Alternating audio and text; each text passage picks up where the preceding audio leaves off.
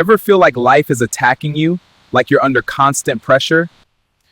I want to show you a simple 3-step routine you can do anywhere to stand strong spiritually. Step 1, submit to God. Take a moment to humble yourself, confess anything weighing on your heart, and let His truth guide your thoughts. Step 2, stand on the Word of God. Speak His promises out loud, or silently remind yourself of them. Let these promises guide you.